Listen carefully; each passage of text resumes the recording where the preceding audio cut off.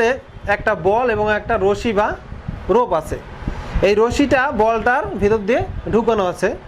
সাধারণ একটা বল বা রশি দেখুন, সাধারণ। হ্যাঁ,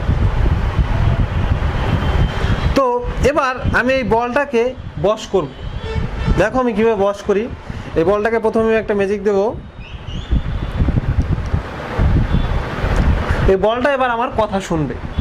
দেখো এই বলটাকে যদি জাস্ট আমি দাঁড়াতে বলি, এটা কিন্তু দাঁড়িয়ে যাবে।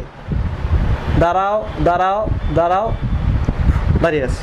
হাতে ধরে রাখছি। ও আচ্ছা, আমি হাতে ধরে রাখছি কিন্তু হাতটা আমি ছেড়ে দিচ্ছি। এই দেখো এবার ধরে আছি, বলটা কিন্তু দাঁড়িয়ে আছে, দেখতে পাচ্ছ দাঁড়িয়ে আছে।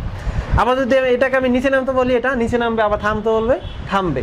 দেখবে নিচে নামো, নিচে নামো, নিচে নামো, নিচে নামো, আবার নিচে নামো, থামো, নামো, থামো, নামো, থামো। দেখেছো? আবার দেখো, নামো, নামো, নামো, থামো, নামো, থামো, নামো, থামো, নামো, থামো, নামো। আবার দেখো, নামো, থামো, নামো, হয়ে গেছে।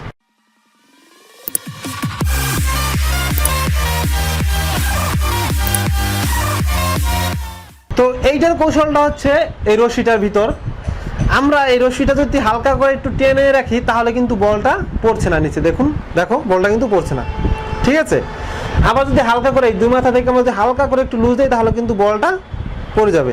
এই তার মানে আমার বলটাকে এভাবে আটকাতে চাইলে আমাদের এই রশিটা টান রাখতে হবে এবং একটু লুজ দিলেই বলটা নিচে নামে যাবে। এই দেখো, লুজ দিলে বলটা আস্তে করে নিচে নামবে। এই আবার সঙ্গে সঙ্গে টান দিয়েছি, বলটা দাঁড়িয়ে রয়েছে। আবার যদি লুজ দিয়ে রাখি তাহলে কিন্তু বলটা অটোমেটিকলি নিচে নামবে। দেখো তুমি একটু চেষ্টা করে দেখো, দেখো হালকা যখন এটা একটু টেনে রাখবে তখন কিন্তু বলটা দেখো, হ্যাঁ বলটা, হ্যাঁ লুজ, ঠিক আছে। ভিউয়ার্স, আশা করি আপনার ম্যাজিকের কৌশলটা বুঝতে পেরেছেন। এটা হচ্ছে আপনার সম্পূর্ণ আপনার হাতে। এটাকে যদি একটু লুজ দেন তাহলে কিন্তু বলটা নিচে নামবে। দেখুন এই, আবার সঙ্গে সঙ্গে যদি আমরা টান দিই তাহলে কিন্তু বলটা থেমে যাচ্ছে। লুজ দিয়ে, একটু লুজ দিয়ে যদি আমরা আবার টান দিই তাহলে কিন্তু বলটা একটু নিচে নেবে, তারপর থামবে। দেখুন এই, আবার পুরোটা যদি নামাতে চাই তাহলে লুজ দিয়ে ধরবো। এই